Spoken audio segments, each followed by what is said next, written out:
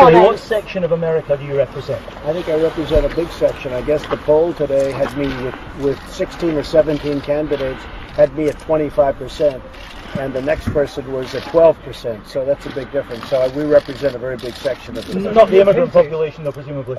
Excuse me? Not many of the immigrant population. Oh, no, I did well. In fact, the Hispanics, a poll came out 2 days ago where I'm #1 with the Hispanics. I know you're surprised to hear that.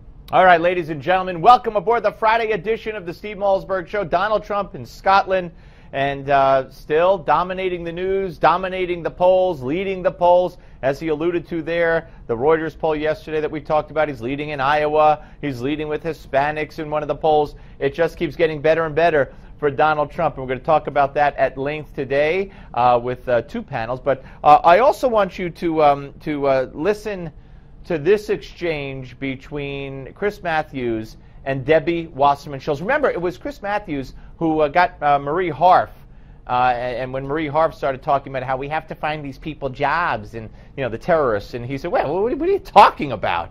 So here he really kept at Debbie Wasserman Schultz, who is pathetic in so many ways, but this shows one of those ways, and here it is. What is the difference between a Democrat and a socialist?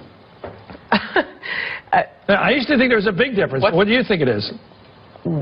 The difference between a Democrat like Hillary Clinton and a socialist like Bernie Sanders. What's the difference between being a Democrat and being a Republican? Well, what's the bigger difference? What's the big difference between a Democrat and a socialist? You're chairman of the Democratic Party. Tell me the difference between you and a socialist.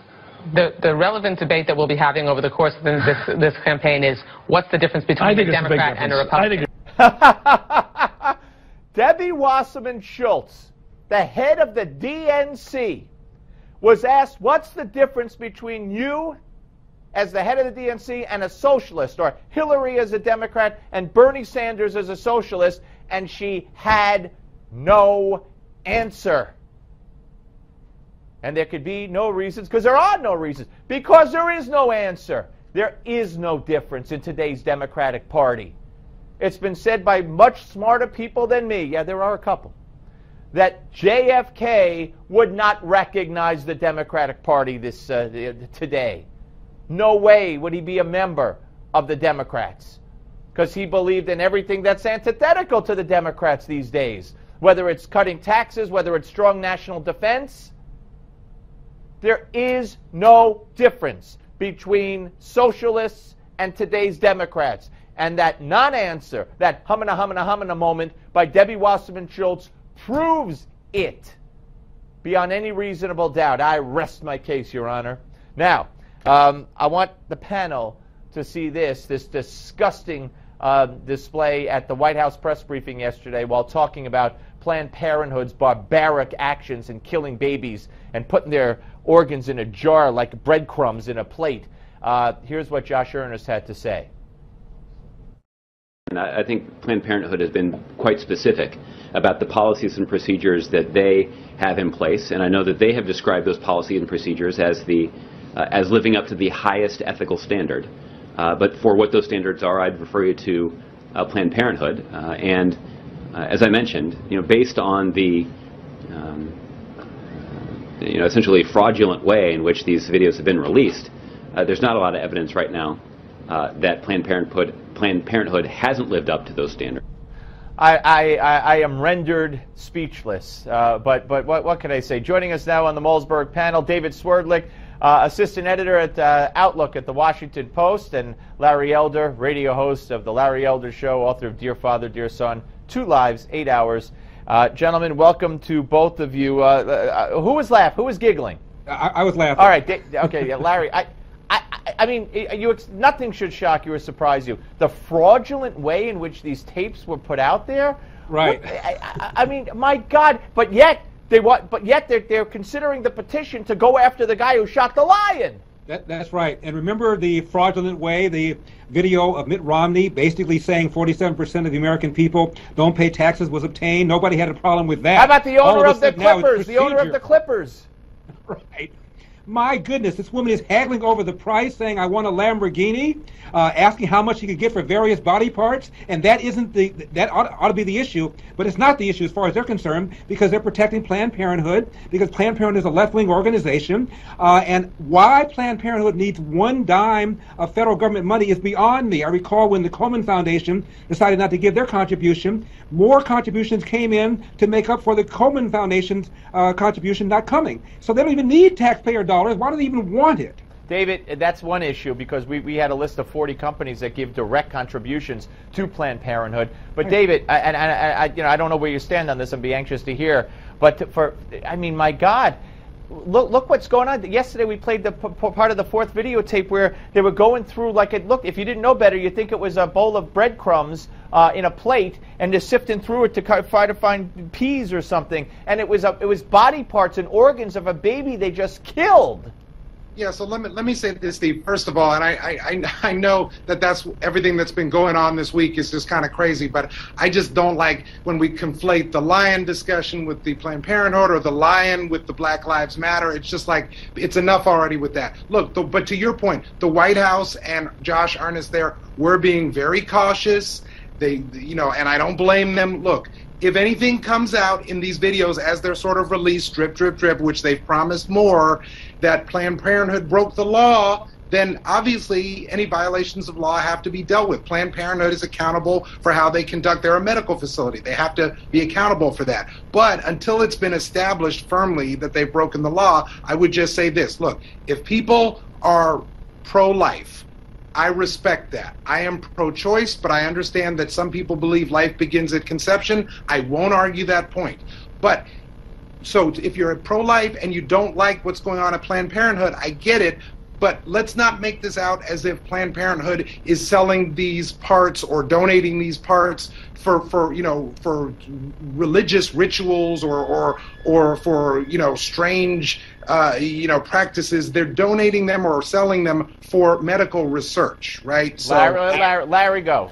David, you just now said that it's unclear whether anybody broke the law there. It's unclear whether the hunter even broke the law. I know you don't want to conflate the two issues. We're talking about priority and where the media are spending their time. My goodness, 30 hours, ABC, NBC, and CBS over the line, 11 minutes over this hideous videotape. And now you have a judge here in California that slapped down a TRO, so we don't know whether or not the rest of the tapes are going to come out. And David, in all fairness, you said that the White House is being cautious.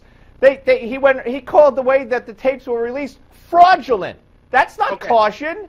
No, look, and I would not have used the word fraudulent because we don't know enough on either side yet. I will say, though, that this, to me, based on what I know now, is not quite the same as the Mitt Romney video. The Mitt Romney video that was a hidden camera, but no one went up to Mitt Romney and engaged him and acted as if they weren't filming. This is a situation where you go into an office, kind of like the Acorn Pimp video, office, it was under different pretenses, and you're actually filming. And I think that's a little bit different. It was a restaurant, and most of it, as Larry said.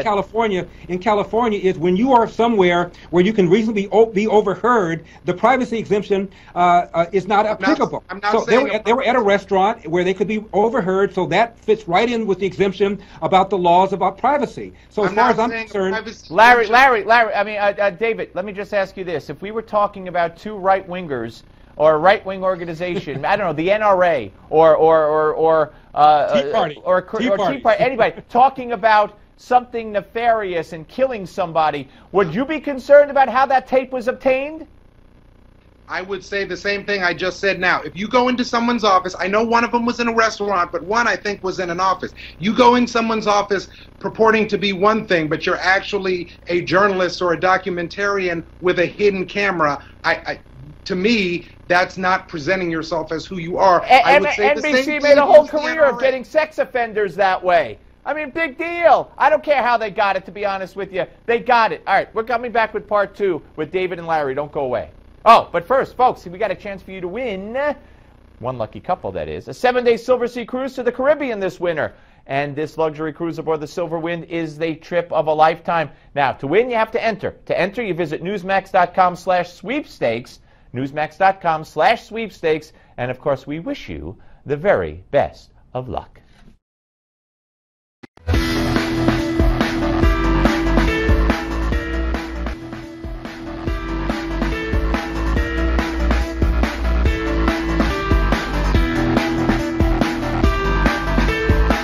President Obama says that, quote, "For too long we've been blind to the way past injustices continue to shape the present," he is speaking the truth.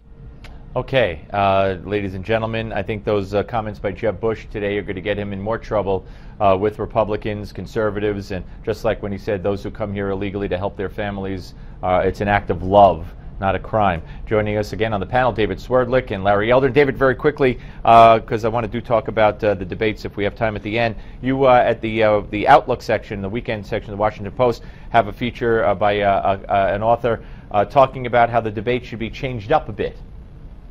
Yeah, our lead story in Outlook is one where the author is arguing essentially that instead of just having this stale debate format behind the podium, let's have the potential candidates face crisis simulation situations where they actually have to show how they would respond in the event of a terrorist attack or a financial crash. It's a pretty interesting concept. All right, we'll check it out. All right, Larry, let me start with you on this, this Bush saying that Barack Obama is right when he talks about racial injustice and the effects of it still being felt today. I mean, I know he's trying to appeal to a broader audience, but what does this do to him for the core constituency? I don't think it's going to do anything. It sounds to me like a pretty tepid, mild statement that Republicans always make in front of black crowds like the NAACP to acknowledge that racism is our legacy and we still have, quote, work left to go going forward. Republicans always say stuff like that. What they don't say is that the primary problem with the black community is the breakdown of the family, and it's the welfare state and progressive policies to marry the government and allowed men to abandon their financial and moral responsibility. Obama said a kid growing up without a father is 5 times more likely to be poor, 9 times more likely to drop out of school, and 20 times more likely to end up in jail. That's the #1 problem facing the black community, and I wish Jeb would say that, but he didn't. He goes, oh, well, we had problems, we still have problems, we got to resolve problems, blah, blah, blah, blah, blah. Yeah, and David, I mean, are you surprised that he needed to or chose to preface it by saying when Barack Obama says blah, blah, blah, he's right? I mean, why would he even bring up Barack Obama as a point of reference?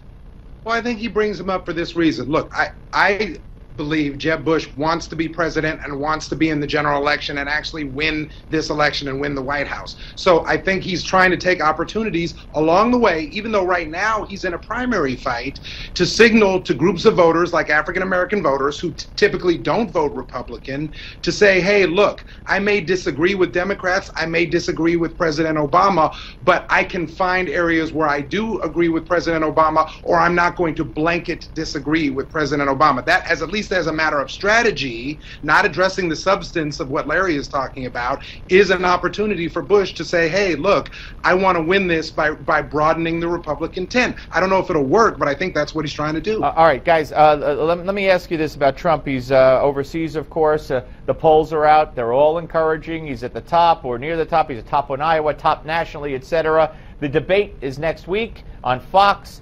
Larry, is that, I mean, does he have more to gain or more to lose in that debate? I think all eyes are going to be on Trump. This is going to be the most watched debate probably in American history. And people want to know, is there any there? Can he withstand questions? Has he thought out what he's going to do about immigration? Has he thought out what he's going to do to bring all these jobs he claims he can bring back? People want to see, is he thoughtful or is he just full of sound bites? And so the bar for him is pretty high. He's got to at least show people that he's credible. And I think that's what people are going to be looking for tonight, that night. David? Well, to Larry's point, I think it's already been pretty well documented. He's mostly just full of sound bites. Look, I admire the zeal and the gusto with which he is campaigning, but he has offered no policy solutions on any front other than building the wall on the southern border. On any other issue, I've heard nothing. He's written a book that came out in 2011 that talked about things about immigration, what fiscal policy, monetary policy. To say he's not had any ideas is not fair. Right, and Newsmax has a free offer for that book as well that we've been talking about. We'll talk about it more on the show. Yeah. His most famous idea was in his book in 2000, The America We Deserve, where he said that on health care, quote, I'm a liberal on this one. That was well, he's been liberal on many issues, and you know what? Hillary Clinton was against gay marriage and other things, and Barack Obama too. So I don't like when people, you know, for political expediency, morph and change, but they all do it. So you know, that's the deal there. And of course, if you want that Trump book, go to newsmax.com/Trump book. Newsmax.com/Trump book. There it is. Time to get tough, where he does outline many, many ideas. All right, very briefly, I want you guys to hear this, and you'll respond. Let's listen to Debbie Wasserman Schultz and Chris Matthews. What is the difference between a Democrat and a socialist? I used to think there was a big difference. What do you think it is? The difference between a Democrat like Hillary Clinton and a socialist like Bernie Sanders. What's the difference between being a Democrat and being a Republican? Well, what's the big difference between a Democrat and a socialist? You're chairman of the Democratic Party. Tell me the difference between you and a socialist. The relevant debate that we'll be having over the course of this campaign is what's the difference between a Democrat and a... All right, so she couldn't answer it because, Larry, I maintain there is no difference. You got 30 seconds. There's no difference between what Bernie Sanders wants to do and what Obama wants to do, for crying out loud. That is the base of the party. Socialism is the base of their party. That's why she couldn't answer the question. All right, David? I'm going to double down from a couple weeks ago. Nothing President Obama has done that wouldn't have been done by Nixon, Ford, the first Bush, Eisenhower. But what's the difference between a Democrat and a socialist? She should have been able to answer that question. She was an effective surrogate for Hillary Clinton in 2008. When Obama got the nomination, she was an effective surrogate for him. She honestly just seemed tired and just shell-shocked at that point, but that's not an excuse. She's the head of the party, as Chris Matthews said. She should be able to answer the question. Gentlemen, a great debate. As always, have a great weekend. We'll speak to you next week. Thank you both very much. Up next, John Yoo, ladies and gentlemen, who says the Republicans blew it on Iran. But first, we want your feedback. Let us know what you think of today's show, maybe the discussion we just had. Log on to NewsmaxTV.com/comments, NewsmaxTV.com/comments, and be heard.